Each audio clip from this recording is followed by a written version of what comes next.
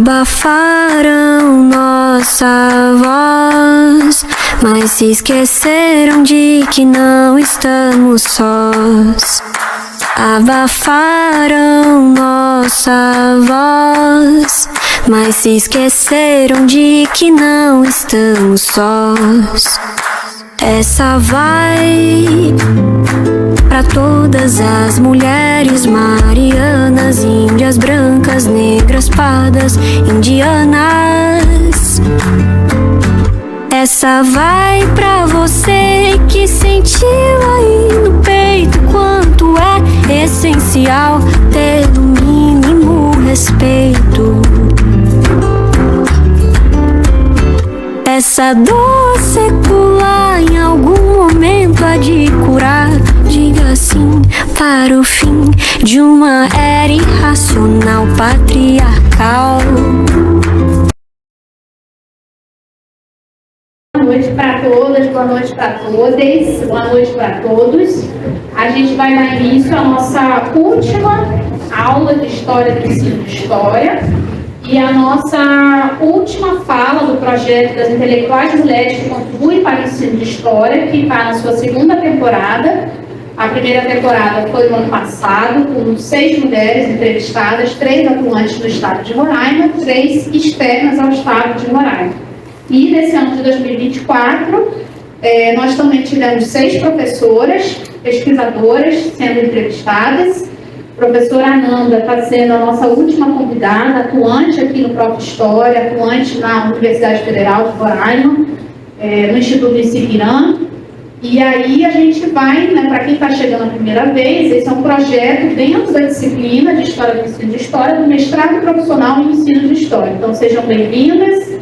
E fiquem à vontade, a gente vai ter hoje a condução da Neilane, do Erasmo e do Jander, que são alunos dessa disciplina, tá? Informamos a todos que o evento conta com certificação, com a carga horária de 2 horas, então quem quiser precisar do certificado para comprovação, para a sua carreira acadêmica, o QR Code se encontra ali na porta e tem uma versão também que está circulando, que vocês podem acessar para receberem o certificado, certo? Então, eu agradeço em nome do Prof. História a presença de cada um e desejo aos nossos alunos da disciplina uma boa condução. E agradeço especialmente a professora Ananda Machado também por disponibilizar do tempo dela para falar com a gente, partilhando um pouco das suas pesquisas, dos seus trabalhos, daquilo que ela vem fazendo. E não só aqui em Roraima, mas em diálogo com outras localidades também. Nosso corpo docente, que se encontra presente, e discente também, muito obrigada. Boa sorte.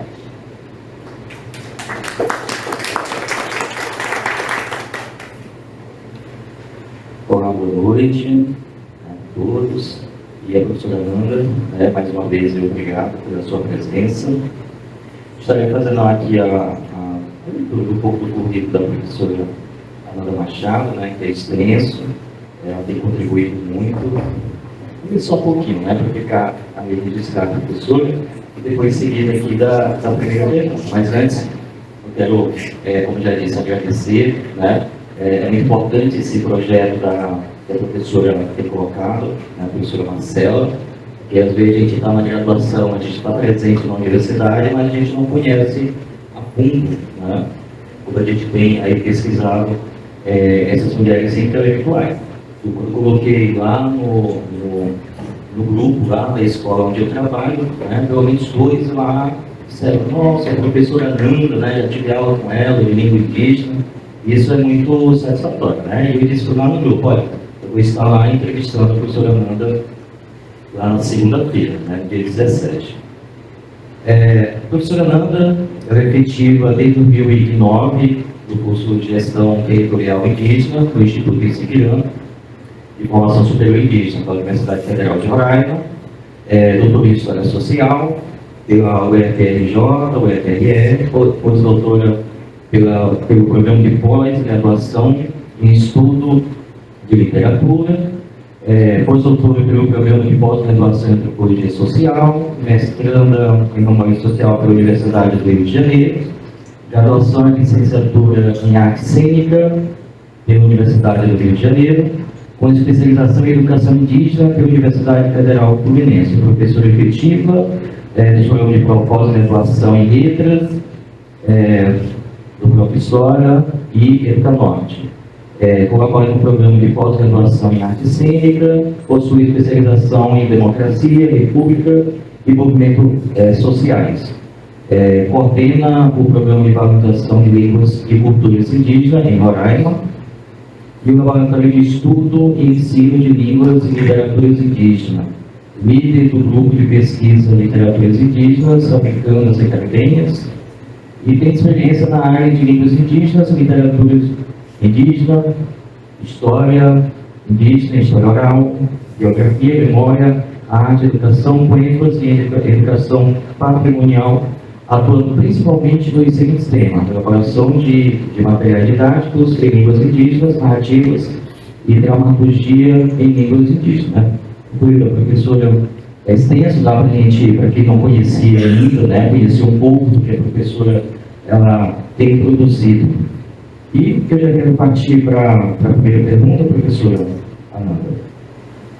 E diz o seguinte: de acordo com o seu currículo, ao qual nós demos uma breve lida agora, sua graduação se deu na área de arte cênica e ao longo da sua trajetória profissional, observamos um caminhar no sentido da pesquisa sobre os povos originários. E a pergunta é, professora, como você estabeleceu essa relação entre a sua formação inicial com a pesquisa dos povos originários? E a segunda pergunta, dentro dessa, quais foram os desafios enfrentados nesse processo?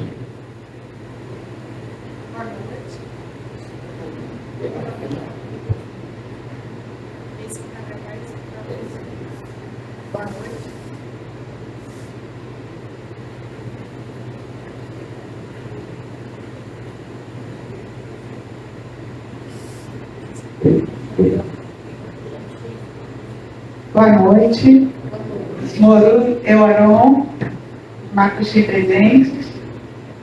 É uma honra, né, estar aqui com esse diálogo com vocês. Como que eu comecei? Na verdade, eu vou atrás de um pouco. Eu, quando tinha 8 anos, eu ganhei um concurso de poesia falando dos povos indígenas. E eu tenho até hoje, às vezes, outro dia a gente fez um curso de literaturas indígenas, eu fiz questão de ler a poesia que eu escrevi quando eu tinha 8 anos, né? Então, meu pai levou a gente ao Xingu, quando eu era adolescente. Então, tem todo um histórico aí que eu não vou contar, senão vocês vão ficar cansados.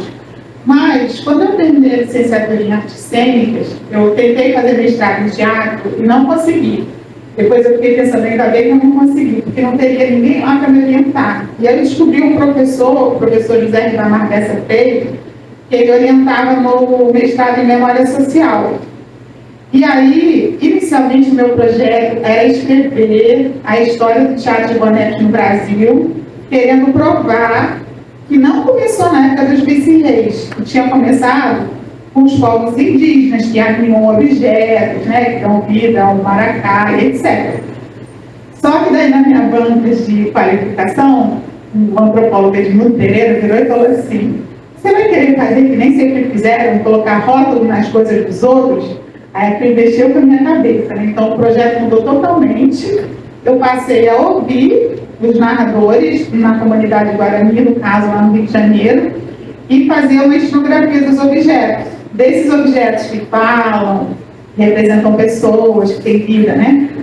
E foi um trabalho, assim, muito transformador para mim, porque eu não conhecia uma língua indígena ainda, então eu precisei aprender o Guarani.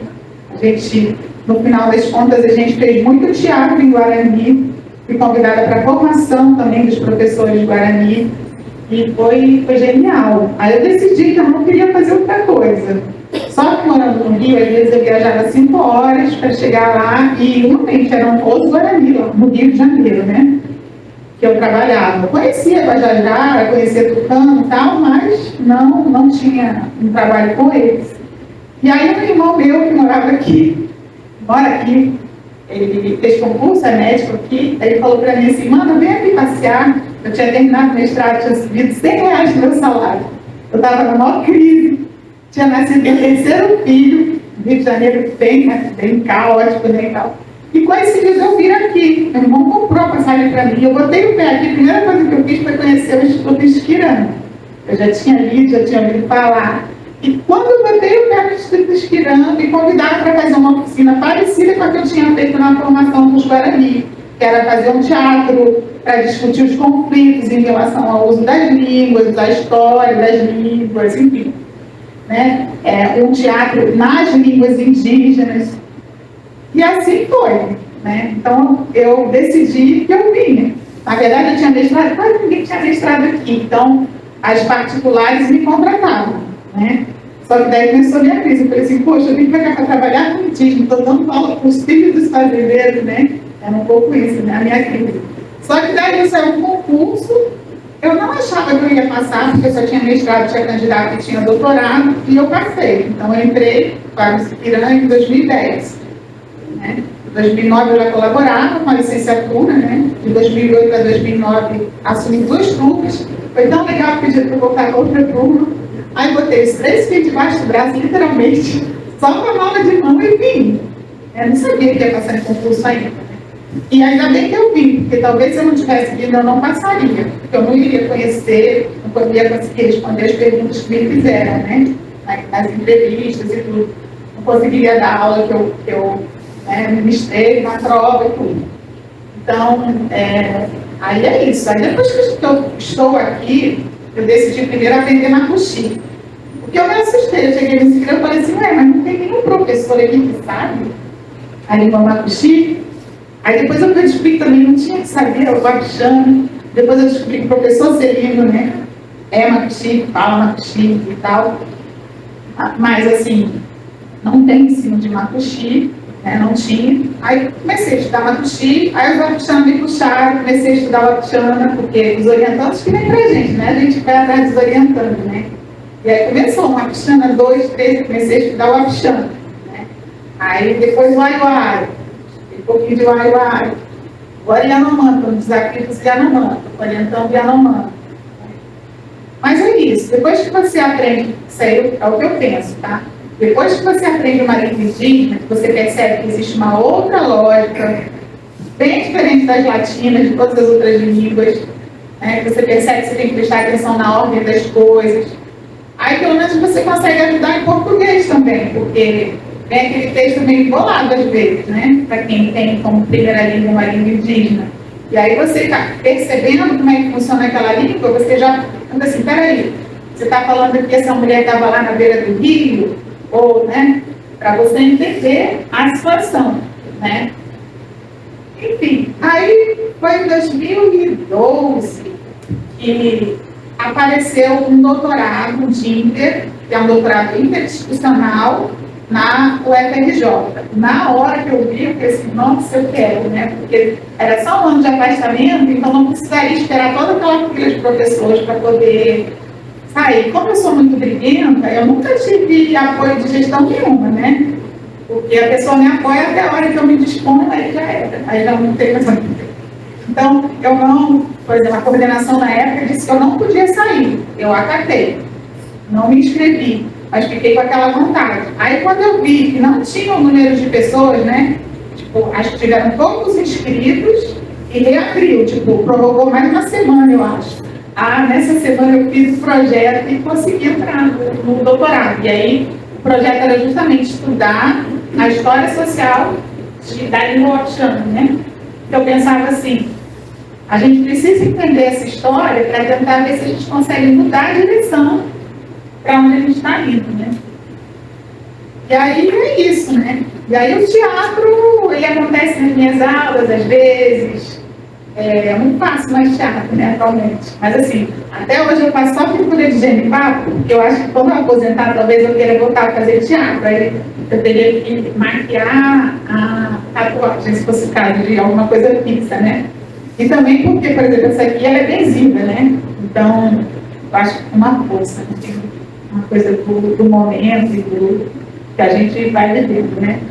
Aí eu falo demais, tá? Vocês podem me cortar. Acho que eu respondi. Né? Então, as dificuldades, elas são gigantes, né? Por exemplo, quando eu queria aprender macuxi, e que não achei lugar para estudar, tinha uma turma que tinha um horário vago, a gente começou a estudar Macuxi. As Wapichana queriam também. Aí quando terminou a etapa de aula, né, que é período de alternância, aí falaram assim, não, a gente quer continuar estudando. Aí eu era substituta ainda, cadastrei na extensão, as aulas de língua, a contragosto dos colegas, que eles diziam assim, a gente não sabe da aula, esse negócio não vai dar certo. E assim, não, peraí. Né? E até hoje, assim, é muito raro na extensão a gente ter um professor de língua formado, já com muita experiência. Normalmente é aluno que sabe falar, e aí consegue uma bolsa na extensão e vai aprendendo junto com os alunos a dar aula, né? Um ritmo, eu acho que é uma coisa até gostosa, né? Porque está todo mundo junto ali para tentar aprender a língua.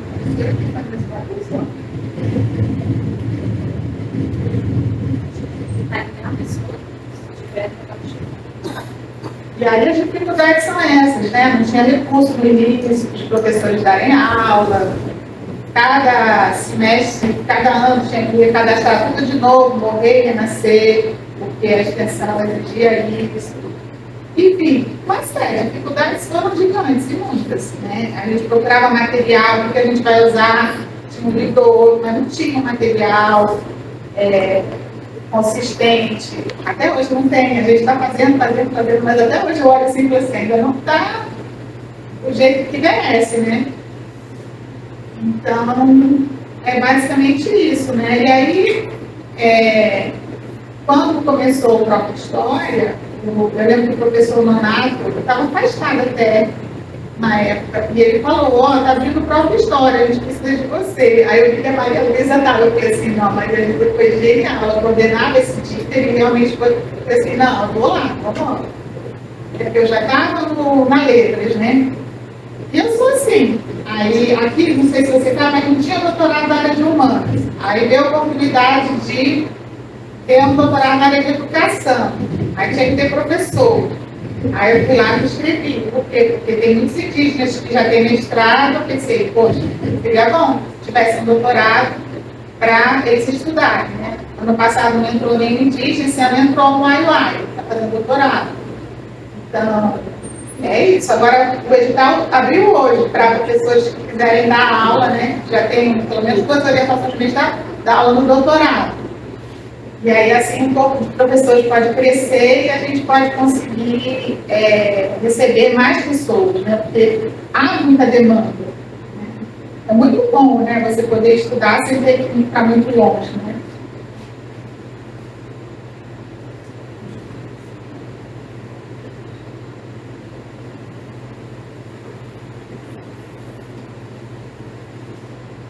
Ok, professora. Obrigada. Obrigada, professora. Meu nome é Zé, respeito aí o nome. Eu Neilane. Vou fazer a segunda pergunta, professora. Como foi o processo de implementação da seleção diferenciada no próprio História? Isso foi muito interessante, né? Os colegas daqui sempre apoiaram. Mas havia aquele temor, né, de colocar para a plenária geral e o pessoal não entender, não querer, né? Só que não foi muito assim que aconteceu, né? Acho que a gente levou para uma reunião ou outra e a coisa não engrenou, mas aí, um belo dia, tiraram uma comissão para pensar em como fazer isso, né? Então, pessoas que trabalhavam com populações quilombolas, indígenas, pessoas que atuavam nas escolas dessas comunidades, começaram juntas a pensar, né, como fazer. E aí foi um debate longo, acho que durou 1 ano, né, Maria Luísa? Mais ou menos 1 ano, né? A gente tinha reuniões, tipo, de 2 em 2, de 3 em 3 meses, e todos saíam da reunião com tarefas, né, com documentos a fazer, com pesquisas a fazer, para saber, será que adianta a gente abrir, será que vai ter procura? Né? Mas eu acho que o nosso próprio é o que está com mais alunos indígenas, né? Então, assim, eu agradeço muito, né, o interesse, né, dos macuxis, dos wapichanas, que até agora você tem macuxi e wapichana, né? Não tem outro povo ainda, eu acho. Né? Então, mas é uma alegria ter vocês aqui, porque não adianta, né? A gente lutar, conseguir uma seleção diferenciada e não ter pessoas para ocupar esses lugares, né? Então, assim, no resto do país, infelizmente, acho que tem alguns programas que não entraram nem indígenas, nem quilombolas, né? Só 4 universidades estão com Somente 4. 4 universidades das 39. Das 39, olha só. Então, é um trabalho que precisa fazer, porque a gente faz, né? Até elogiar aqui a Marcela, que ela é muito boa em divulgar, ela tem umas ideias geniais.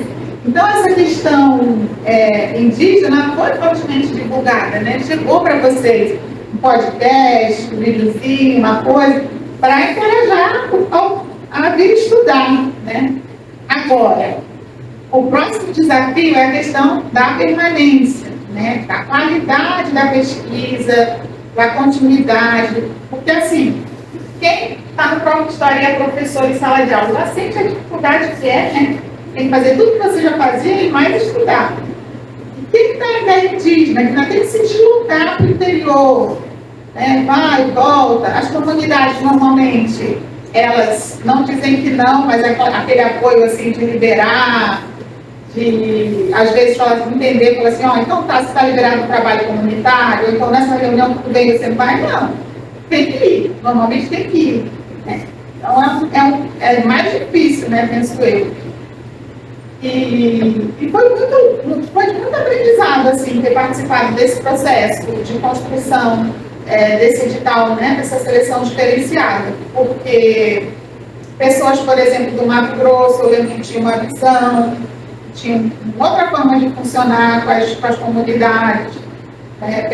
O pessoal do Rio de Janeiro, por exemplo, tinha pouquíssimo contato com a questão indígena e ficava assim, quando a gente falava assim, olha, se aparecer um caso de língua indígena, que a pessoa tem como primeira língua, a gente vai se organizar para entrevistar na língua, que está todo mundo me olhando assim, meio assustado.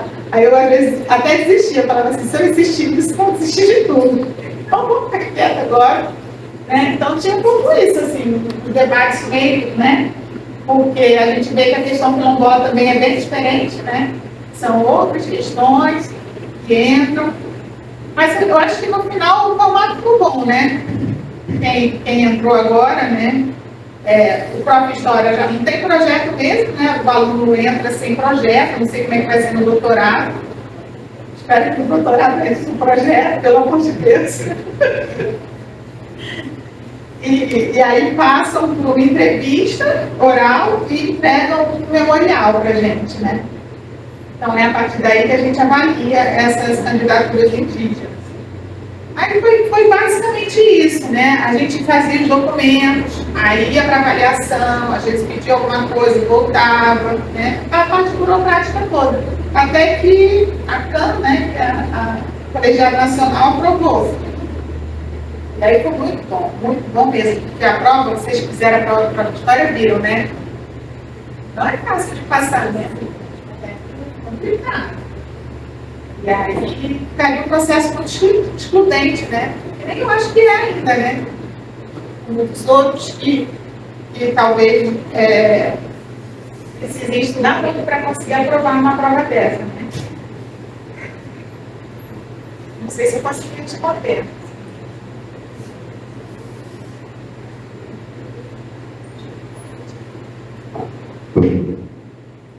Boa noite, professora. Me chamo Jander. E a nossa próxima pergunta está relacionada à sua atuação no Instituto, né? Quais são os principais desafios políticos, acadêmicos e pedagógicos enfrentados ao longo de todos esses anos em que você exerce sua docência naquele lugar? Se houve ou há alguma discussão para se ofertar curso de formação superior em língua indígena Macuxixana pelo Instituto? Então, ano passado nós tivemos uma vitória. Nós conseguimos construir, né, com o pessoal da Serra da Lua, um projeto para uma licenciatura em língua wapichana, né, com a ideia de ser um curso bilíngue. E aí a gente mandou para o PACOL, só que aprovaram 2 e não aprovaram esse.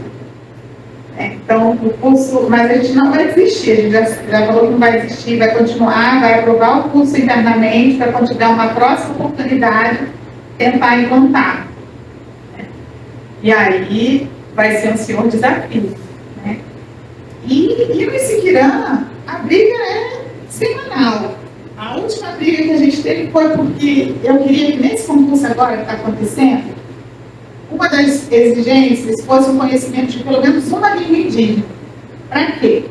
Para quando entrar um iepuana, que fala pouco português, tem um profissional iepuana, a gente já tem mestre iepuana, né?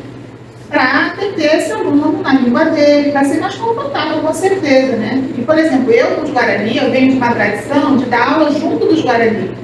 Eu nunca entrava em sala de aula sozinha. Era sempre um tcheramói, um sábio. Aqui eu nunca consegui isso. Eu consigo convidar esporadicamente alguém para participar da aula, consigo levar a turma até a comunidade, né? Até o Denilson teve essa vivência, né? A turma foi lá para a comunidade dele, foi genial. 40 estudantes miraram o tanto, foi inesquecível, né? Foi de muito aprendizado, Xalolando, Dona Yolanda, mas em sala de aula ainda não. Então, é uma coisa que eu estou aqui, vai fazer 16 anos, esse ano, e não consegui ainda. Tipo assim, eu não consegui que o Instituto contratasse um professor de língua, que ele pudesse dar em todos os cursos. Eu não consegui colocar a língua indígena como algo curricular. Na enfermagem, eles vêm fazer os cursos de língua e acreditam lá, porque eles aceitam como algo curricular. No Inspira, não. É hoje, não. Então, assim, para mim, os desafios são gigantes, mas são diários. Agora eu estou num trabalho, estava em Normandia, não coordeno o trabalho, eu estou colaborando, e aí fiz uma entrevista e percebi que a mãe, né, de aluno, não falava muito facilmente português. Eu pedi desculpas para ela por não ter traduzido as perguntas para o Makushi, que realmente eu deveria ter feito isso antes, mas como eu não estou na coordenação também, né, a gente não pode... a gente tem também que funcionar de acordo com quem está encaminhando os trabalhos, né? Só que daí eu tomei uma bronca, porque eu estava ouvindo a mãe Makushi. Aí eu disse assim, olha, eu vou transcrever, vou pedir ajuda de alguém, vou traduzir, vou revisar, e o texto vai estar em português. E assim, fiquei muito feliz de ter ouvido essa pessoa em Makushi. Por quê? Porque eu estava perguntando para ela como é a infância em Makushi. Quais as etapas que essa infância tem?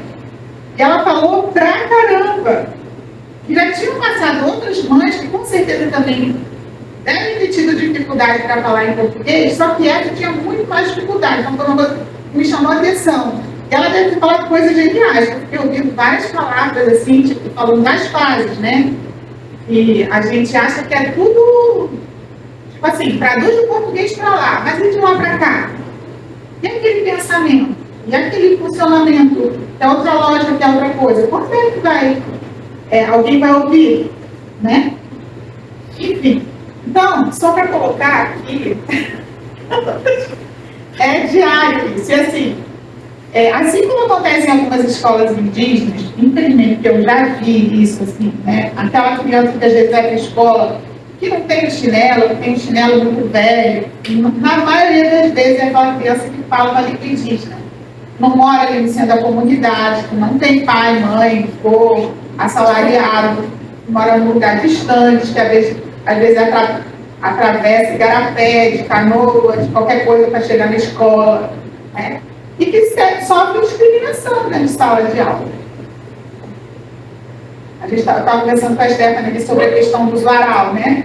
Mas, infelizmente, em algumas escolas indígenas a gente tem professores que às vezes vêm de outras regiões, que não falam muito língua indígena e tal, e acabam nem percebendo que aquele aluno está tendo dificuldade porque ele está falando português e aquele aluno não está entendendo o que ele está falando.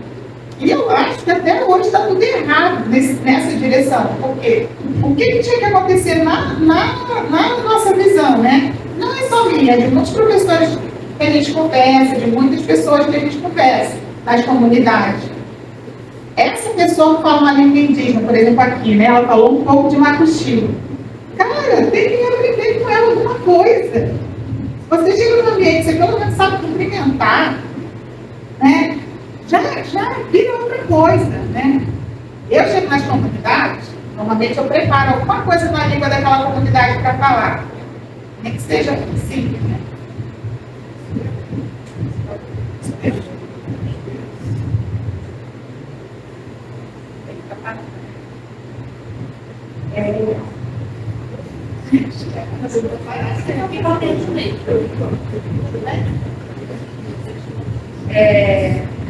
Eu acho que essa criança, que nem a gente faz aqui, por exemplo, chega na gestão territorial indígena, no curso que eu dou aula, na maioria das aulas, quem tem a língua indígena como primeira língua, fica ali desesperado para tentar entender.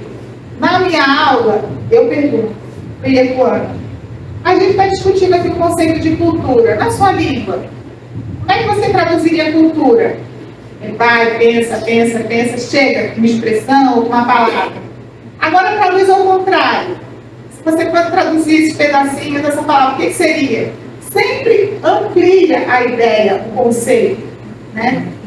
Mas, normalmente, isso não acontece. Aí, fica ali, sem aproveitar. E é uma oportunidade que a gente tem de abrir a mente, né? Por exemplo, eu tive uma turma em 2011 que tinha Yanomami, Taurepang, Macuxi, Wapixana, Ingaripó,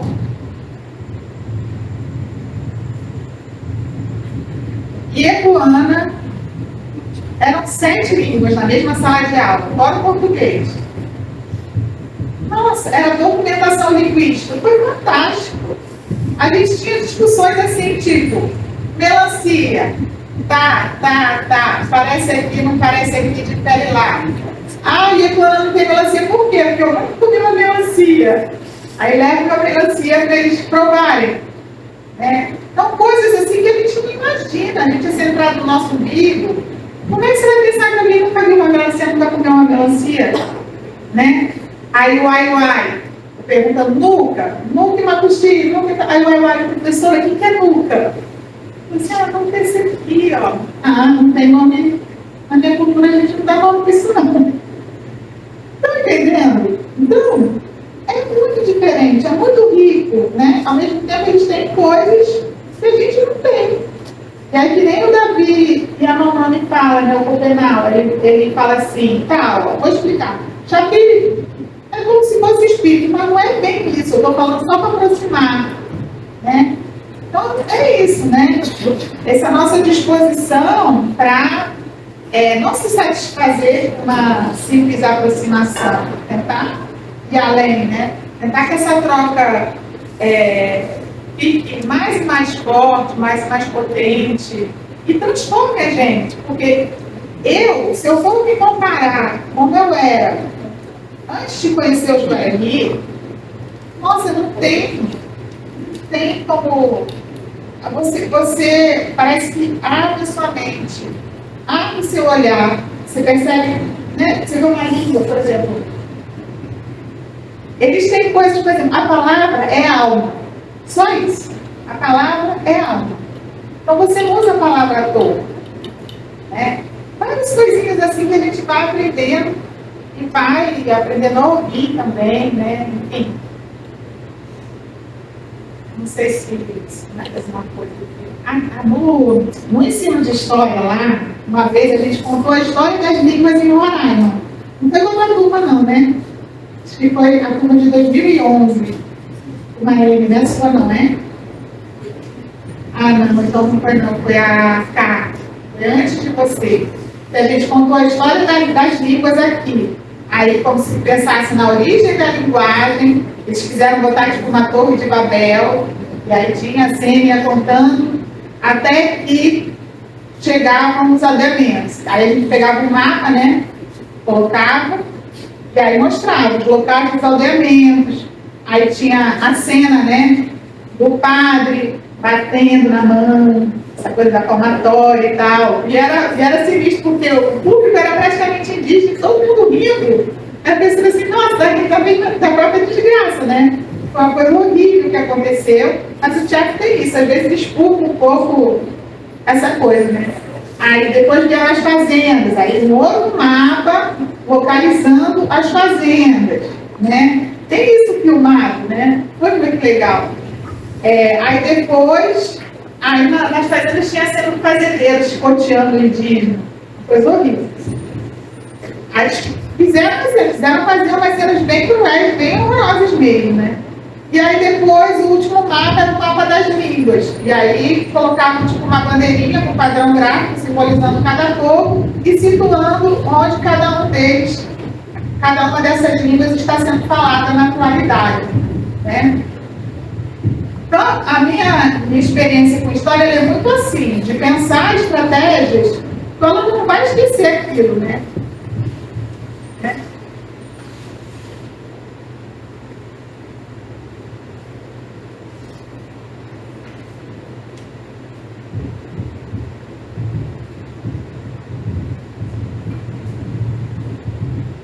Aqui, professora. Então, muitas de suas produções estão relacionadas à história dos povos originários. Quais as maiores dificuldades encontradas ao longo deste trabalho como pesquisadora? A minha maior dificuldade é não entender completamente nenhuma língua, né? E também não ter um convívio a ponto de entender em maior profundidade cada cultura, né? Cada forma de viver. Porque muitas vezes a gente ouve alguma coisa, acha que entendeu, mas às vezes não entendeu. Né? Então, às vezes a gente escreve coisas que depois os parentes de vocês ficam rindo da gente, né? Porque falam assim, ó, entendeu tudo errado, né? E recentemente, essa questão que a gente discute, né? História indígena, né? Desde a época do João Monteiro, que tem essas discussões, escreveu sobre os negros da terra e tal, né? E houve época que era uma perspectiva bem complicada, né? Que se tinha para falar dos povos indígenas, a gente sabe disso. E aí teve uma geração de historiadores que já começaram a mudar, a melhorar um pouco no sentido de, por exemplo, ir atrás de documentos onde mostravam que os guaranis escreviam. Eram eles que escreviam em determinada época, em determinado local. E aí foram achando esses documentos, né? Então tem uma geração de historiadores assim. Agora, a gente está com uma geração de historiadores, quando eu estou falando de historiadores, aqui dentro das universidades, tá? Porque historiadores mesmo a gente tem nas comunidades, que é uma coisa incrível a memória que os mais velhos têm de tudo, né? Tanto uma memória, às vezes, que se refere ao nosso tipo de temporalidade e muito mais ainda uma memória ancestral, né? Uma memória que conecta com uma ancestralidade que às vezes vai muito distante, né? E agora a gente tem os indígenas da universidade, os historiadores indígenas, né? Então, Sérgio, você me dá licença só para mencionar um pouco da sua experiência agora na qualificação, né? A qualificação do Sérgio, a Cruduar, de Vitor Rico, né? Ela falou que história indígena é uma história narrada por indígena. Né? Eu adorei, porque tem a sua especificidade. Tem gente que fala assim, não é história, é narrativa. Não, peraí. Se não é história para você, me desculpe, mas esse povo é a história. Né? Cobra grande, virou canoa, espalhou a população pelo território. É a história. Macunaimã, Chipiranga, que a história da cutia que comia a árvore de todos os frutos, aí decidiram cortar, quando cortou, originou esse território. Onde ficou a copa, a mata, onde escorreram as águas dos rios. Mas isso não é história, ficção. Para você, né? Mas para o povo que conta, e é isso. Quem já subiu o Monte Guaraima, alguém deve ter contado para vocês o caminho de Macunaimã, onde ele passou, justamente com os sítios arqueológicos atuais. Né? Então, qual é o nosso problema e respeitar a história do outro, a forma do outro contar a história também, né? E aí, no trabalho do Sérgio, eu achei interessante que a Truruá, ela selecionou uns trechos, falando assim, esses aqui são história machista, né? Tipo, eu achei muito legal, né? Porque a gente tem uma forma de trabalhar a história, mas os povos, geralmente, têm a forma deles, né? Que é muito enriquecedor, é muito interessante, né? E, enfim, eu lembro no meu doutorado que os professores da área de história falaram assim, minha filha, fica quietinha isso aí. Né? Não entendiam, por exemplo, que o esforço que eu estava fazendo em ouvir um avô na língua dele, transcrever, traduzir, tentar entender, pensar sobre aquilo, tinha valor. E também a gente vem na história de uma fase onde a história oral não tinha muita credibilidade, né? Até o tempo que realmente, hoje em dia, a gente tem, né? Inclusive, discutindo várias questões em torno da história oral. Será que eu estou fugindo da pergunta? Nessa palavra, vou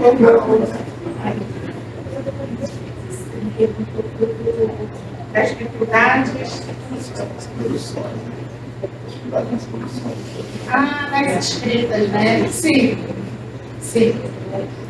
Não, mas quer ver uma coisa que vocês podem até achar que eu vou, sei lá. Uma vez, uma orientanda minha citou o que eu escrevi, que ela gostou muito, que ela aprendeu com aquilo. Nossa, aquilo ali foi tudo para mim. Porque é isso, né? A gente escreve com muito medo de errar, porque é isso. A tradução, às vezes, é uma traição. Né? Então, você tem que confiar em quem está ali traduzindo com você. Porque você mesmo não tem segurança. Então, é uma situação de extrema vulnerabilidade. Às vezes, eu fico até pensando, será que esses colegas disciplinanos não querem que entre alguém de língua indígena porque eles vão ficar mais vulneráveis? Não vão controlar tudo? Porque é isso. Você vai lidar com uma língua que você não fala fluentemente, que você não domina totalmente, quem vai encaminhar as coisas não é você. Não é. Então, acho que tem uma questão muito séria, assim, dessa dificuldade que as escolas, que as universidades têm com essa questão. Por que não pode ser multi? Por que não pode ter várias metodologias? Eu lembro que quando eu entrei, o TCC, por exemplo, falava assim, não pode isso, não pode aquilo, pode aquilo outro. Eu estava chegando na universidade super nova e tal, beleza, né? Tentava me enquadrar ali. Até o dia que eu recebi uma tese para avaliar de teatro, que era uma cobra-rio, que eram capítulos que você podia mudar de ordem, ler assim, ler assado. Teatro genial, com macunaio aqui, e gargalhava dali, não sei o quê. Eu pensei, meu Deus do céu, pode isso?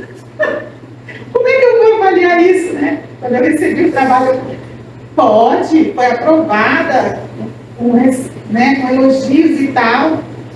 E aí eu voltei e falei assim, o quê? Eu vou ficar orientando coisa quadradinha? Se pode ser uma coisa maravilhosa, eu não vou pegar um tema de violência com mulheres, porque é complexo, que vai dar problema, vou fora. Vamos fazer. Não tem nada para a gente copiar, que já está ali, não tem. Vamos ver o que dá? Tem que ter um pouco de coragem, né? E um pouco de cara de pau. E talvez também um pouco disso, de você não ser especialista, nada tão profundamente. Daí você, quem é muito assim, teoricamente, domina profundamente uma coisa, às vezes quer que aquilo saia, né? Quer que o aluno discuta aquilo com teor de profundidade, assim, vendo todos aqueles autores e tal.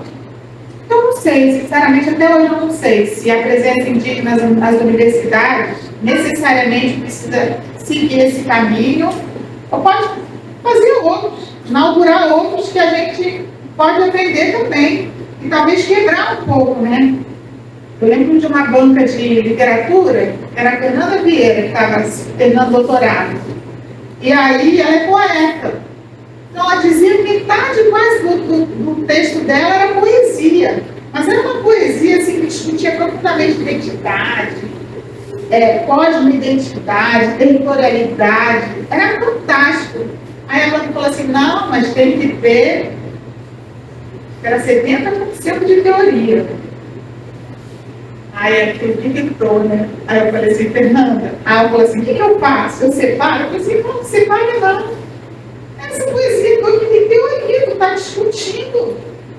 Está discutindo em profundidade de uma forma super sensível, super acolhedora, que a pessoa cai na poesia assim, a hora que vê, está se dando conta que, por exemplo, não está te aceitando porque você ainda descobriu sua etnia. Não é uma questão profunda, é uma discussão. Né? O Sérgio também, né, Sérgio? Leu a tese da Márcia Moura, aí virou para ele e falou assim, professora, eu falei assim, Sérgio, você não se toca em nada, ele professor é um relato de experiência. Eu falei assim, Sérgio, volta lá, lê de novo. Aí ele achou um monte de coisa, né? O que é isso? A gente tem uma formação muito quadrada, a gente tem dificuldade de achar discussões teóricas profundas, às vezes, muito mais profundas do que a citação de um canônico e reconhecido mundialmente, que a gente precisa aqui, identidade, para a população indígena. A gente tem que ir nos autores indígenas, porque esses outros a gente está forçando, empurrando ali, mas não cabe. Não cabe. Né? Não me importa.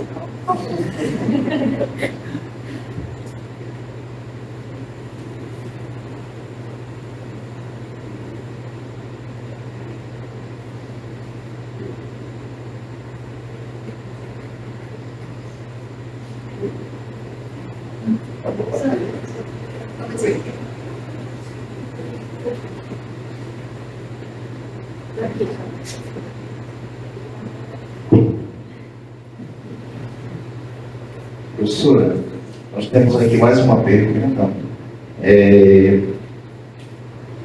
Quando nós estávamos elaborando as questões, né, para as entrevistas, nós até encontramos uma reportagem na Folha de Boa Vista falando sobre esse tema, que o município do Bonfim oficializou a língua indígena Macuxi, o Abixana, em 2014. A proposta vinha sendo discutida desde 2012 com lideranças, comunidades, professores de línguas e com a Câmara de Vereadores através do Instituto Isiquirana.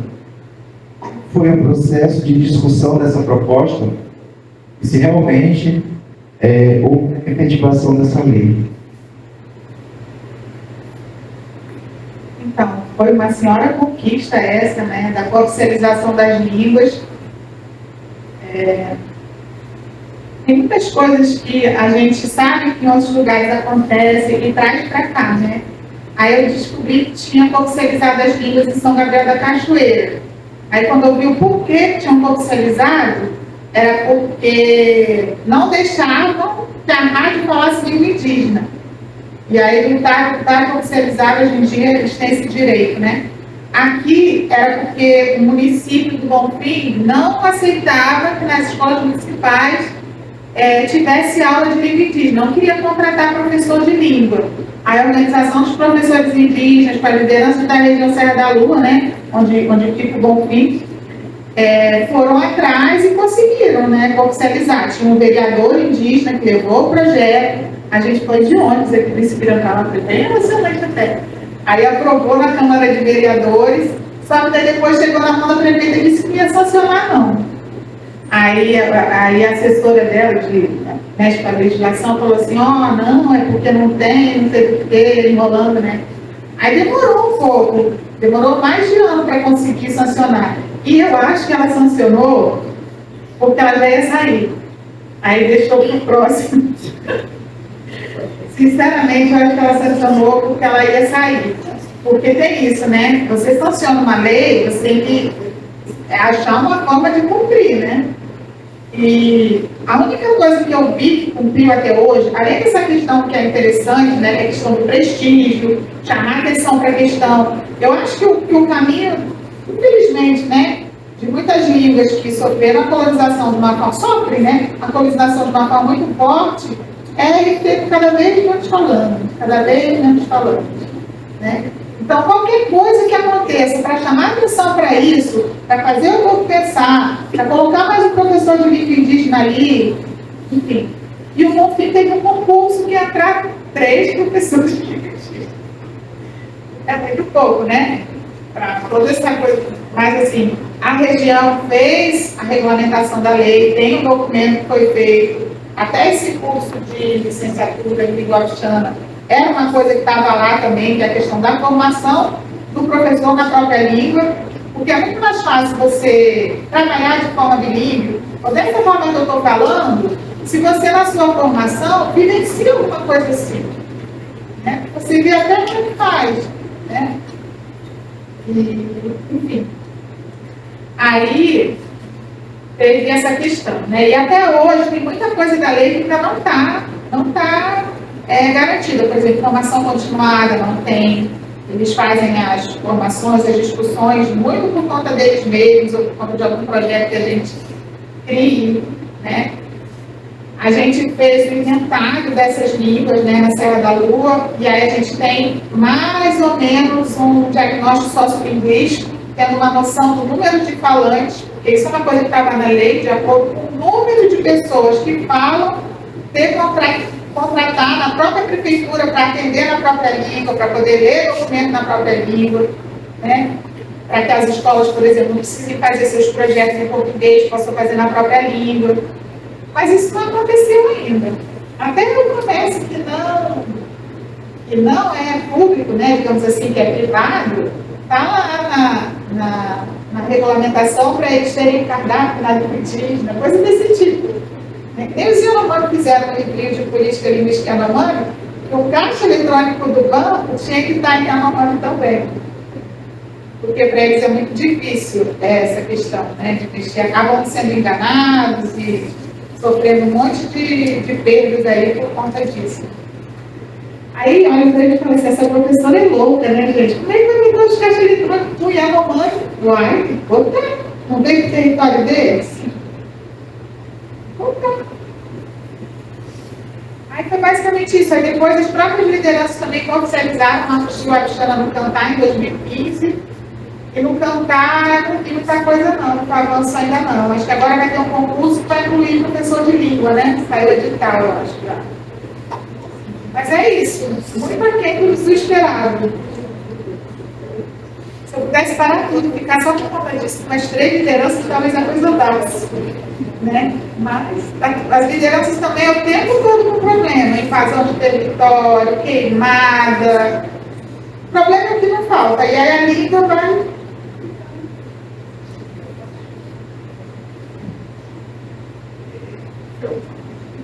Tem nada de perguntas? Então, professora Nanda, a gente agradece, né, pela tua fala, pelas colocações, também agradeço aos nossos 3 colegas da turma do Prof. História. A gente vai abrir para ter uma rodada com 3 perguntas para quem quiser fazer algum comentário, questão, né, para a professora Nanda. Eu tenho um monte de perguntas, mas eu vou também reduzir. Primeiro, sobre a sua blusa, acho que é importante falar que essa atividade está sendo feita com apoio do nosso sindicato. Acho muito importante falar sobre luta, né, na educação pública, sobre todas as pautas que foram aqui trazidas. Também queria perguntar, Nanda, em relação, a professora Nanda vai participar da mesa no nosso congresso do Prof. História, na cidade de Belém, Pará, em outubro, na mesa chamada Cartografia das Pesquisas no contexto de 10 anos do Prof. História. Então, saber um pouco, né, o que você pretende levar, porque eu acho que representar o extremo norte do país nesse espaço em que a gente tem interlocutores de todos os campos é muito importante, né? Então, assim, o Prof. História Roraima está muito bem representado e feliz por ter um de nós ali, né, uma de nós ali, para falar em nome do nosso coletivo aqui. E a outra pergunta, Ananda, que eu também tenho me questionado muito em relação a esses outros formatos, né, que a gente tem que ir jogando o jogo da academia, mas como a Gabux coloca, né, ensinando a transgredir, também transgredir de dentro algumas práticas. E ao mesmo tempo que eu concordo plenamente com com você de quebra de paradigmas, que eu acho que a gente tem que tensionar e fazer e movimentar, mas que também a gente não pode e não deve abrir mão de algumas dessas práticas, né? Então, como encontrar esse caminho do meio entre transgredir, mas também seguir alguns, não sei se parâmetros é a palavra adequada, né? Que diz respeito ao nosso campo, ao fazer acadêmico, ao letramento acadêmico. Então, como encontrar esse caminho do meio entre transformar mudanças e permanências, como os historiadores colocam. Enfim, eu tinha outra pergunta que era sobre o trabalho que a gente vai fazer amanhã com os nossos alunos indígenas do nosso curso, do Prof. História, né? A gente já conversou um pouco informalmente ali nos bastidores, mas eu acho que é cada vez mais a gente aprender a ouvi-los, né? Não é a gente que vai levar verdades ou vai levar coisas prontas, a gente está ali para escutar e junto com eles, elas pensar, né? Porque como você disse, acho que você foi uma das professoras, né? A professora Maria Luísa, outros colegas da casa, que defenderam muito fortemente, né, a importância desse processo da seleção diferenciada e que hoje, qual é o cenário atual, né? Hoje nós temos apenas 4 universidades das 39 que fazem parte da rede Prof. História que estão com a seleção diferenciada. Então, a Comissão Acadêmica Nacional pretende ampliar mais ainda esse processo e pretende ouvir, né, a gente também. E aí, o que a gente vai levar? Né? Isso é muito político e é muito importante que os nossos representantes aqui da nossa turma, dos egressos também, possam falar, porque eu acho que mais do que a gente levar, a gente vai ser representante de uma luta que já nos antecede de muito tempo. Então, enfim, foram 4 coisas, né, sobre a sua blusa, sobre o processo de seleção diferenciada, sobre ensinar a transgredir, mas como é que a gente encontra esse caminho do meio, enfim. Então, eu queria te ouvir um pouco e, na sequência, a gente abre para o nosso público, se vocês tiverem questões, comentários, perguntas para a professora Ana. Então, estamos em greve, né? Estamos em greve, uma greve de muitos dias já, e tivemos não sei se eu posso chamar de sindicato, um grupo de traíras que assinaram um documento, é isso, né? Que atrapalhou bastante a nossa greve, né? E a chance da gente conseguir bem pouquinho do que a gente está lutando é grande, né? Mas a gente está aí, né? Está lutando, tem que lutar. Porque toda vez que a gente teve aumento, qualquer coisa parecida, foi com luta, foi com greve, foi com... né? Agora, essa greve eu estou achando muito difícil, até por mim mesma. Eu acho que o governo anterior deixou a gente meio anestesiada, assim, a gente me sinto meio letárgica. Eu acho que antigamente eu tinha mais coragem, assim, de deixar esse portão dessa universidade, botar os carros ali, trancar, ninguém entrar, ninguém sair. A gente era mais radical, né? E eu não sei, Marcela, isso que você falou às vezes da transgressão, não tem como ser uma transgressão mais ou menos, né? É complicada essa questão, porque, por exemplo, a gente estava discutindo a questão da identificação agora, recentemente. E aí eu fiz uma fala que depois eu fiquei com tanta vergonha de ter falado aquilo, que foi algo assim, tipo, tá, mas se eles entregarem um documento com 3 assinaturas, se a gente precisar reprovar alguém, então a gente reprova quem está só com 2 assinaturas. Aí o indígena pegou a palavra e falou assim: eu sou contra isso, de um documento com uma assinatura ou com menos, atrapalhar a vida de alguém que possa estar entrando numa vaga de um concurso público, porque a gente já sofreu muito com essa ocidentalização de tudo, com essas exigências de documentação, a gente sofre até hoje, está aí sobrevivendo. Não vai ser o papel que vai definir. Tem que conversar e ver se aquela pessoa realmente é o que ela está se propondo, né? Está se autodeclarando. Enfim, né? Trouxe uma discussão muito mais para o lado do sensível, do diálogo, do que da burocracia, né? E aí, nas dissertações, eu fico vendo isso também. Eu já peguei vários orientandos que não ia, aí vem e acha um caminho para fluir. Tem que achar um caminho para fluir. Se a pessoa tem que escrever, e se ela, por exemplo, sabe muitas coisas que ninguém sabe, que ela não pode escrever isso?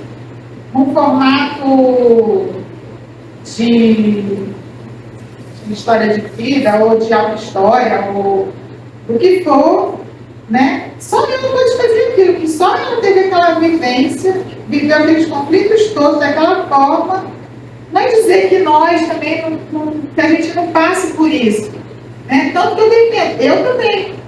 Volta e meia eu escrevo de um jeito, faço questão de usar palavras bem simples mesmo, bem, porque é isso, eu estou falando, quero falar isso desse jeito. Depois que a gente termina o doutorado, a gente fica meio sem ser juiz, né? Eu escrevo que dá vontade de escrever. Se essa revista aqui aceitar, beleza. Se não quiser, eu mando para outra, ou não sei, guardo, né? E é um pouco isso que eu vejo, assim. Eu acho que a pesquisa, quando você não tem algo a dizer, ela fica muito morna. Entendeu? Por exemplo, no mestrado você pode só fazer revisão bibliográfica? Pode.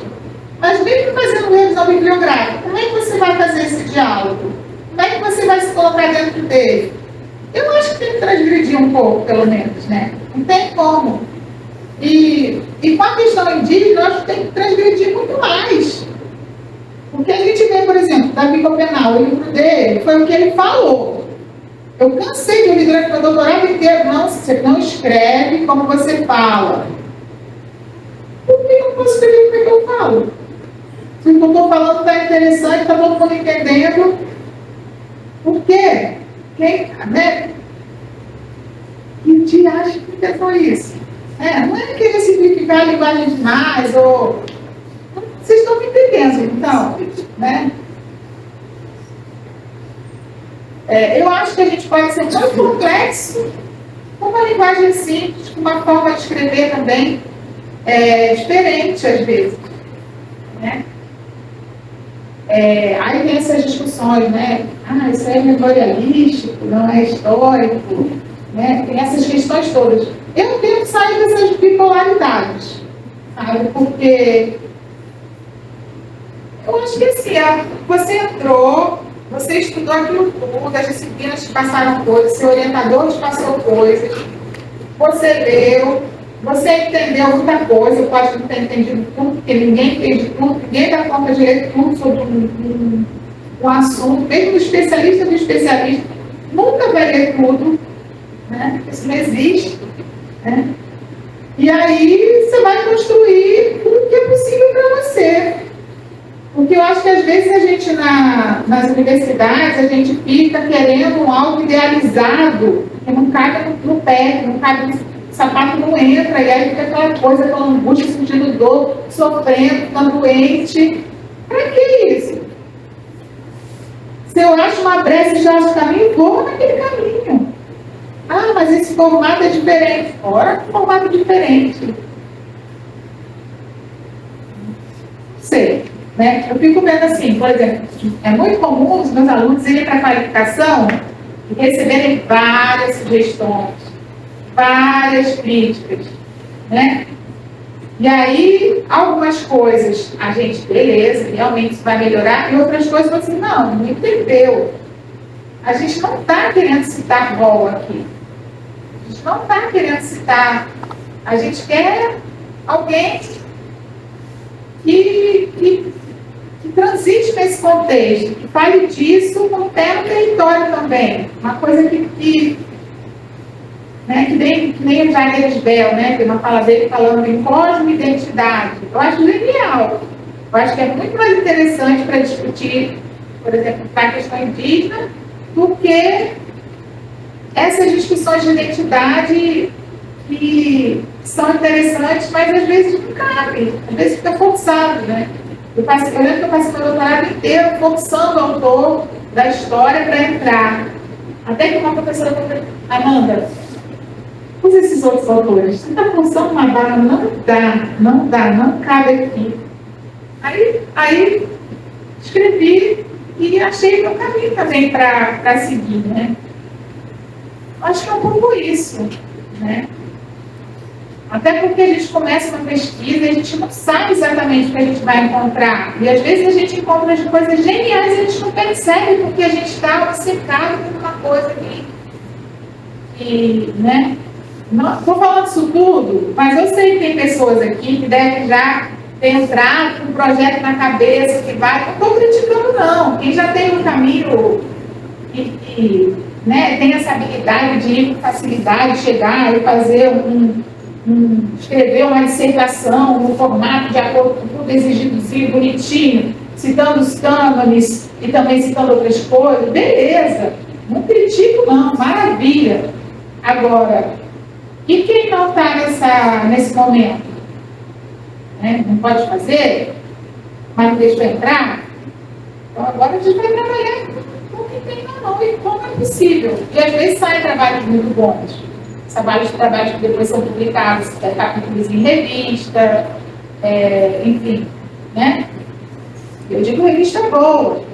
Eu não vou citar nome aqui, mas assim, eu tive uma orientanda, e quando ela veio para mim na graduação, depois da iniciação científica, ela não conseguia escrever um parágrafo, assim, com raciocínio. Era uma palavra para cá, uma para cá, uma frase para cá, um caos de ideias, assim, que era um pouco o jeito que estava a cabeça dela. A gente sentava, conversava. E aí. Hoje a pessoa virou roteirista. De Netflix, inclusive, eu não sei mais o quê.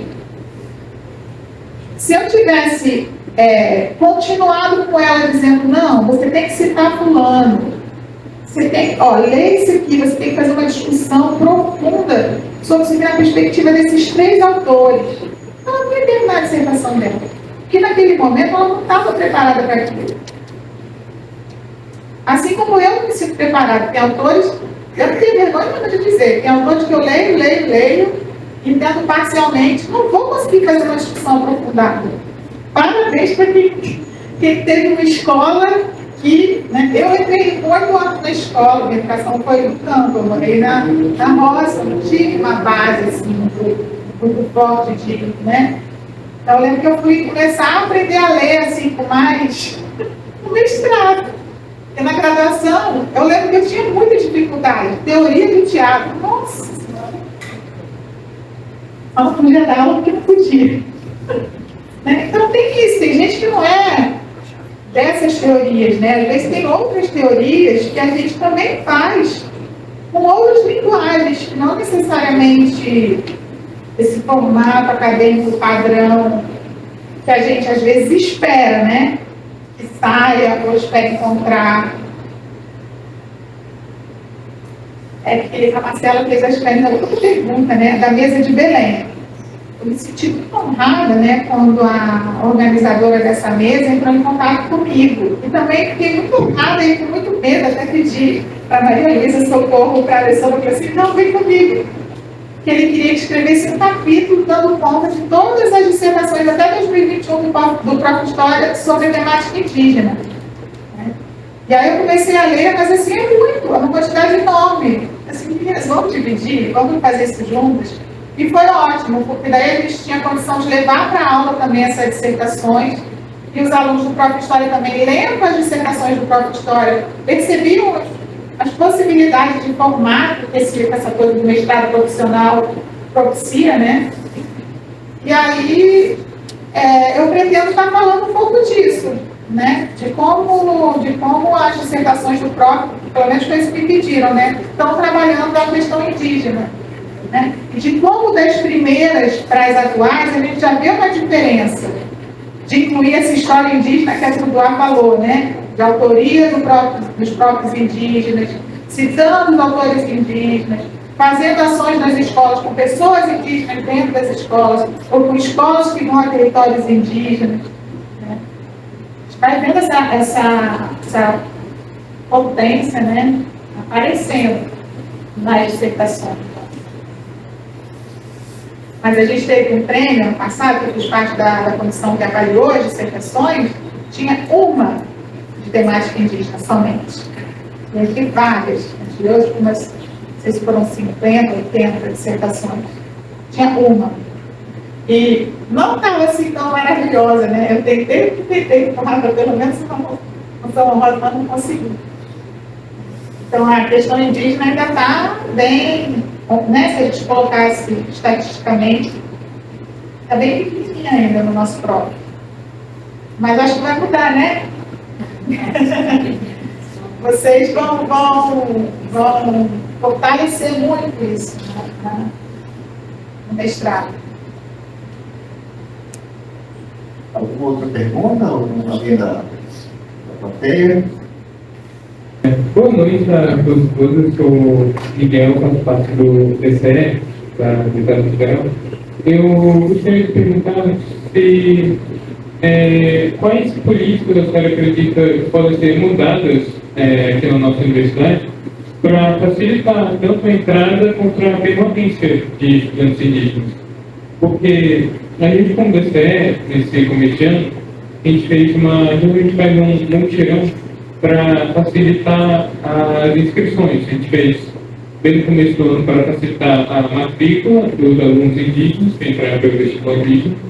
E a gente viu que, sinceramente, não sei como eles iriam conseguir entrar e fazer a matrícula se não tivesse tido essa ajuda, que é uma ajuda voluntária, sabe? O pessoal do SES geralmente organiza, fazer anos passados, mas era coisa que uma ou duas pessoas iam lá para conseguir ajudar. Mas nesse ano foram muitas pessoas, muitos indígenas que iam lá de comunidade, sabe? Então, qualquer noção de como fazer a matrícula, que é toda online, toda através de computadores, eles chegavam lá com documentos, muitos não tinham identidade, não tinham identidade dos filhos, muitos próprios pais não tinham identidade, não tinham RG. Então, é uma coisa que eu ficava perguntando como eles iriam conseguir entrar na universidade, conseguir acessar auxílios, eles não teriam essa ajuda. Então, por exemplo, eu fiz que uma matrícula que fosse pessoal, presencial, seria bem na própria comunidade. Eles chegam lá com documentos, alguns chegam com alguns documentos, não chegam digitalizados ali, fazer a digitalização dos documentos deles, eles conversavam com eles, entendiam como era a situação socioeconômica, como eles viviam, como fazer toda a estrutura. Então, eu estava pensando, como você fazer isso se a gente tivesse essa ajuda voluntária?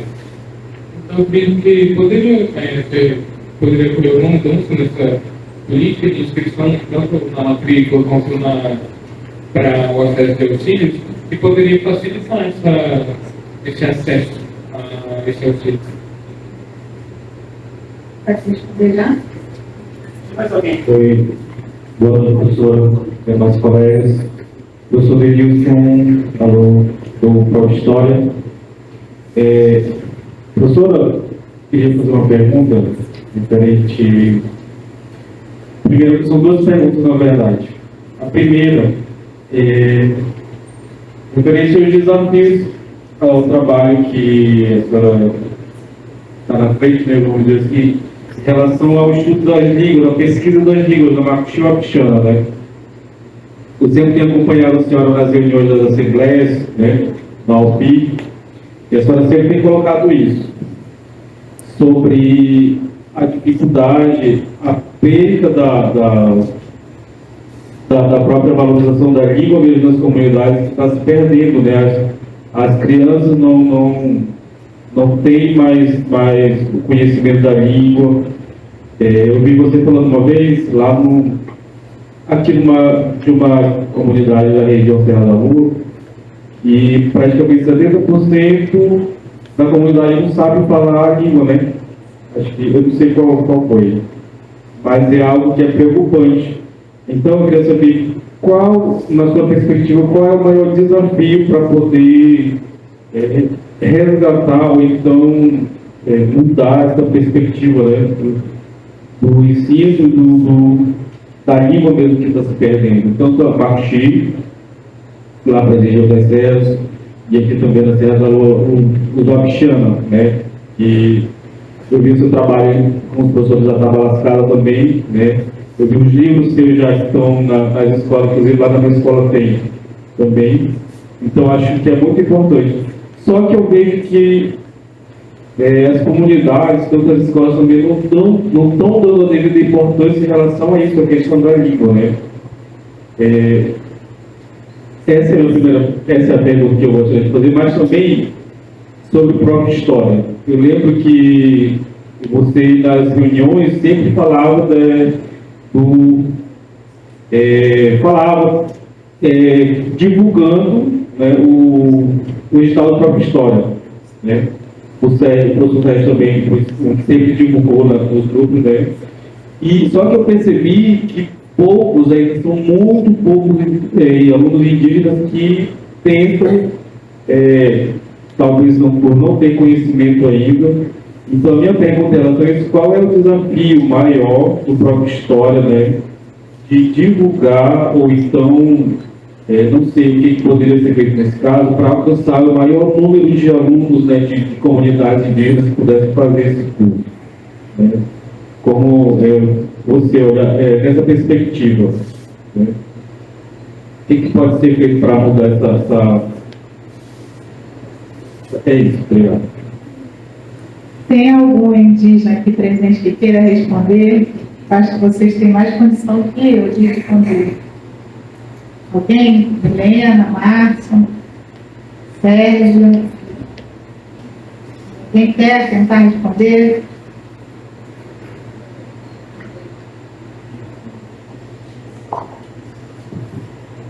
Oi. Boa noite.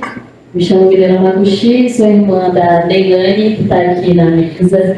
Também queria que ela complementasse, se possível, essa pergunta. É interessante você mencionar isso de fato, porque eu acredito que existe um ponto que todos nós concordamos sobre a história de Roraima e a história dos povos indígenas em si, que é a história do genocídio. E esse genocídio, ele acontece principalmente quando você começa matando a língua de um povo, porque um povo sem sua língua é um povo sem identidade. E é isso que a colonização fez com os nossos povos aqui, e continua fazendo. É isso que a cultura ocidental faz, e continua fazendo. Então, eu acredito que, partindo desse cerne, dessa questão do genocídio, da matança da nossa língua, da matança do nosso povo, da nossa cultura, do nosso modo de viver, são condições essas que a gente passa no ensino básico, desde a nossa infância, no ensino fundamental, no ensino médio. E quando a gente vem para a universidade, sente uma dificuldade enorme, como você mesmo colocou, como a professora colocou. A gente tem inúmeras dificuldades, não só com relação à língua, mas principalmente com relação à cultura. É um modo de viver diferente, é um modo de chegar, é um modo de acessar os arquivos que estão na nuvem. Eu lembro que quando eu vim para cá, porque eu concluí meu ensino médio dentro da escola indígena, lá na comunidade de Roça. Quando eu vim para cá, uma das minhas maiores dificuldades era entender links que os professores passavam, que todos os meus colegas já sabiam e eu não sabia. Por exemplo, o arquivo está na nuvem. Que nuvem é essa, entendeu? Tipo, como assim? Lá na minha comunidade não tinha nem energia elétrica, mal tinha água encanada. A gente não tinha uma estrutura que as escolas aqui em Boa Vista têm. Então, a gente tem um déficit aí na educação que sempre foi sucateada, a educação pública indígena sempre foi sucateada, sempre foi desvalorizada. Foi um marco, foi uma conquista a gente conseguir implementar a língua materna dentro das comunidades, o Macuxi, o Apixana e demais aí por todo o Brasil. Então, são dificuldades que a gente vai sentindo, que são dificuldades também culturais, são diferenças culturais que no dia a dia a gente vai percebendo e começando a entender como funciona a cultura ocidental, como funciona o estudo científico, o que é aprovado, por que não? A professora Landa mesmo mencionou de uma forma de ler um texto diferente, de avaliar de forma diferente, não só naquele quadrado que é imposto pela cultura ocidental. Então, eu acredito que existem muitas respostas para essa pergunta, mas é também fundamental a gente repensar como a cultura ocidental fala sobre os povos indígenas, porque ela não fala com os povos indígenas e nem para os povos indígenas, ela fala sobre os povos indígenas, sobre alguém que está lá nos livros de história, sobre alguém que está lá no território indígena, sobre alguém que ficou no passado, e não sobre alguém que vem para a universidade, cursa um estudo e faz um ensino superior, não sobre alguém que é eleito como deputado federal, não sobre uma ministra. Ela não fala sobre os povos indígenas de uma forma que é a nossa própria realidade, é sempre separado. Então, eu acho que a gente passa a pensar na educação, no ensino de história, no ensino social, no ensino de todos os segmentos, tanto da saúde quanto da segurança pública, quanto todos os segmentos da sociedade. É importante a gente entender que a gente está junto nessa causa, não separado como se fosse as pessoas que têm dificuldade, os indígenas que não têm acesso. Por que a gente não tem esse acesso? É um erro nosso? Foi um erro nosso nossas lideranças terem morrido buscando a demarcação do território? Foi um erro nosso as nossas lideranças buscarem o sistema de cota para minimamente garantir o nosso acesso dentro do ensino superior, eu não acredito que tenha sido uma falha dos povos indígenas, mas sim de todos que apoiaram o genocídio indígena que vem seguindo aí por todos esses anos. Muito obrigada.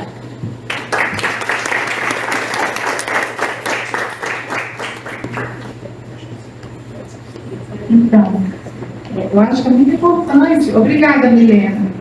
Viu? Não disse que ela teria muito mais condição de escrever. Essa questão de colaborar na inscrição é muito valiosa. Essa disposição também para ajudar a inscrição dos auxílios. Essa questão de mudar os auxílios, a forma de receber a documentação e tudo, eu já tentei, não consegui, principalmente com o Zé Yanomami, era uma loucura, imagina, lá da floresta, ele tinha que às vezes ir na internet, garimpeiro lá para mandar um negócio. Não dão uma chance não, tem que ser aquele negócio ali, senão não dá. Então é muito difícil mesmo essa parte. E eu acho, eu tenho experimentado muito assim. Às vezes, por exemplo, tinha uma menina egressa do PPGL que queria fazer doutorado e queria falar sobre a vovó Bernardina. E tinha uma liderança Macuxi que queria fazer mestrado. Eu coloquei as duas juntas, falei assim, olha, você ajuda ela a escrever o projeto dela e você ajuda ela a escrever o projeto dela. Deu super certo. A que tinha que entrar no doutorado está lá no meio do final do doutorado, e a Macuxi vai defender a dissertação em agosto. Né? E deu certo por quê? Porque sentaram juntos e trabalharam e a coisa andou para um lado e andou para o outro. Né? Então eu acho que, para quem não é indígena, sentar junto de um colega indígena para ler um texto é muito enriquecedor. Né? E aí a gente tem a ilusão de achar assim, estou ajudando. Às vezes falam para mim, não, você está ajudando os indígenas na pós-graduação. Não, senhor, eu estou aprendendo muito. Estou aprendendo muito mais do que eu estou ensinando. Né? Por exemplo, esse doutorando Uai, todo mundo acha, né, assim, difícil pra caramba. É difícil, tem a barreira linguística, ele tem a barreira do formato que é exigido, tem várias barreiras. Mas, quer me ver feliz? Se eu pudesse fazer só isso, é sentar com ele e vendo as coisas, revendo os textos, discutindo, né? Que nem com o aluno Yanomami. Está lá escrito de um jeito, aí você sempre fala assim, vem cá, mas você queria dizer isso? Não, professora, é aquilo. Nossa, que legal, vamos lá. Né? Aí às vezes ele olha para o texto e fala, peraí, professora, eu vou ajeitar o Yanomami também. Aí ele vai, porque o texto tem que estar todo bilíngue, né? Não bilíngue de uma forma cartesiana, mas assim, né? Às vezes ele fala mais em Yanomami, só resume, não tem essa pressão da tradução. É nesse formato linguístico que a gente tem, né? Mas eu acho que é isso, assim, né? Essa disposição, quem pega para orientar um indígena, por exemplo, veio um aluno moçambicano estudar na Letras e ele foi reprovado. E aí eu me senti super culpada de não ter sentado com ele também assim, né? Por quê? Porque tem formatos que a pessoa não consegue. Ah, mas eu dei os mesmos textos para todo mundo. Ah, mas... Talvez você tivesse que ter achado um outro caminho com ele, né? Não estou querendo culpar ninguém, mas assim, eu acho que cada vez que um aluno indígena desiste, um aluno africano desiste, um aluno quilombola desiste, eu acho muito triste. Mas eu não acho muito triste porque essa pessoa não foi capaz. Eu acho muito triste porque a gente ainda não está conseguindo se interessar e trocar e pensar que existem outros tempos, né, que são incompatíveis mesmo, e como que a gente consegue, com isso tudo, construir algo em conjunto. Porque é isso, acaba que é um trabalho em conjunto. Por quê? Porque você aprende com a questão indígena e é em conjunto que se trabalha. Eu fiquei muito feliz quando o livro que saiu, né, o Tajitabal saiu, aí a Joênia pediu para escrever a apresentação. Ela falou assim, é um livro com muitos autores, né? Eu falei assim, Joênia, muitos autores, né? Porque tem a voz ali de várias pessoas que estão falando junto com a gente, né? no caso da tese, você acaba que você tem que botar o seu nome. Você coloca o nome de todo mundo lá, mas acaba que é um trabalho que você tem que assinar. O Yanomami, recentemente, ele falou para mim, professora, eu não posso botar o nome. Por que você não pode botar o nome? Não, porque o fulano que eu entrevistei, quando morrer, vai vir atrás de mim. Aí eu falei assim, meu Deus do céu, e agora?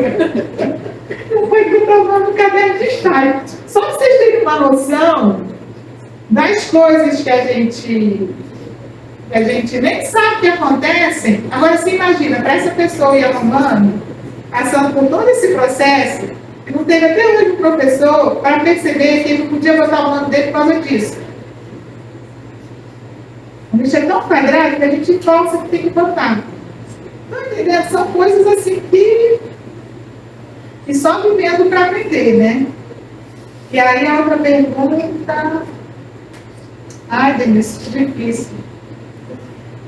Assim, eu não desisto e tem um monte de gente que não desiste, né? Inclusive aqueles que ensinam a língua em casa dos seus filhos é porque não desistiram, é porque acreditam que esse é um caminho interessante, né?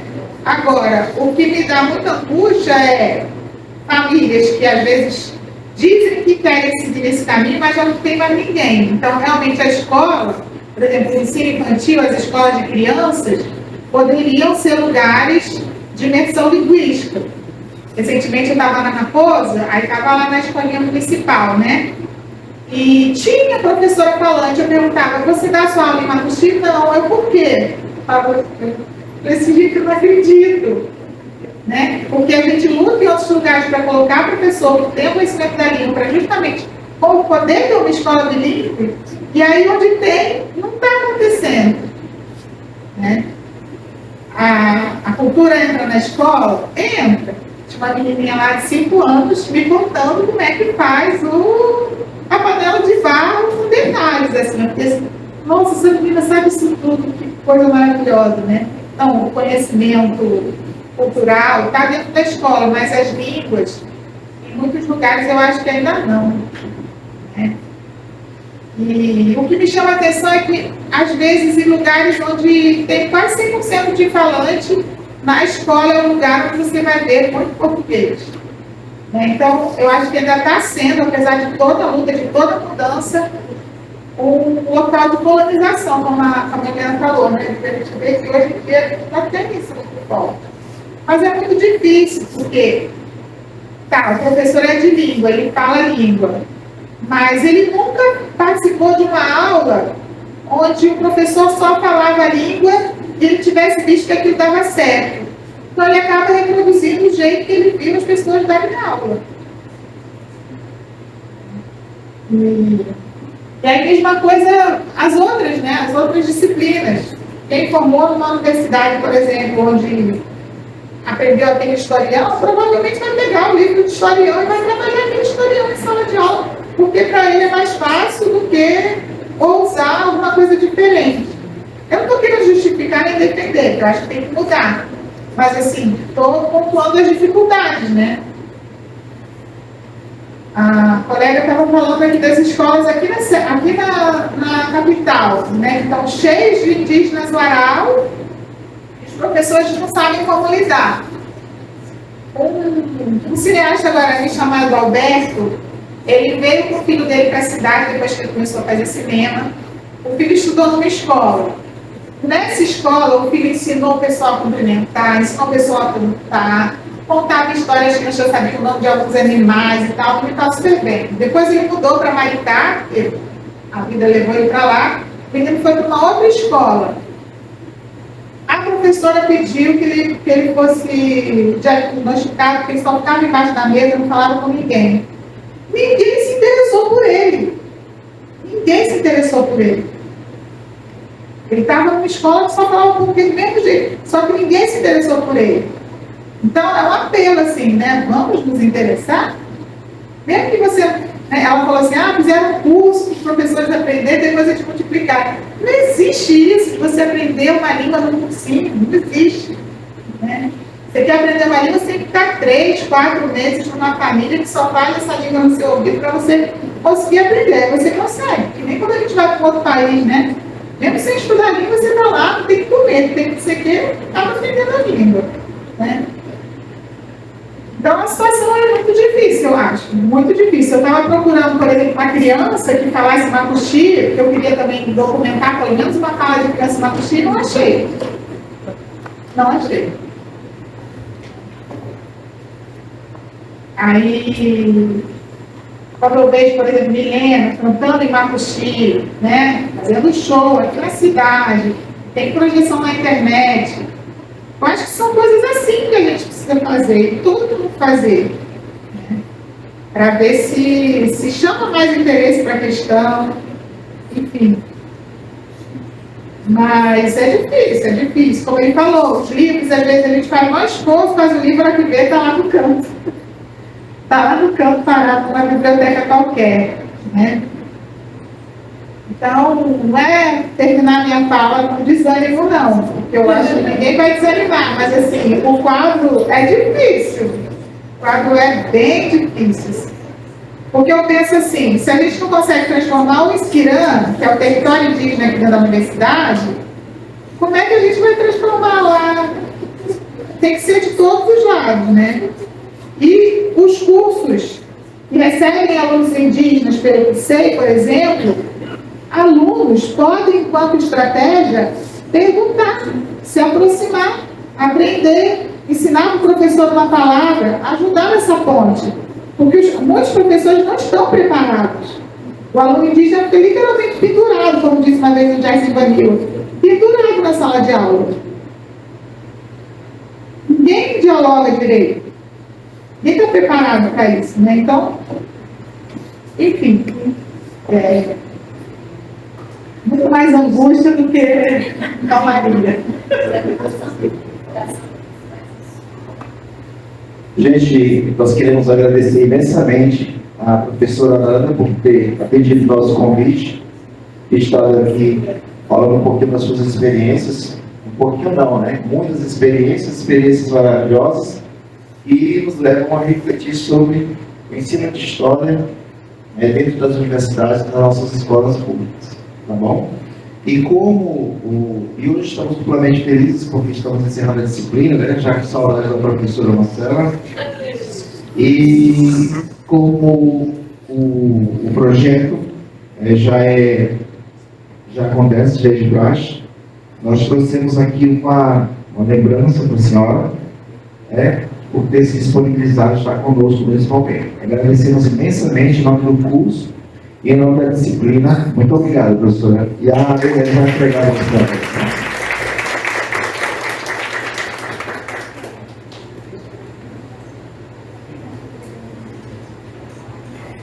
Som, 3 som aí, professora.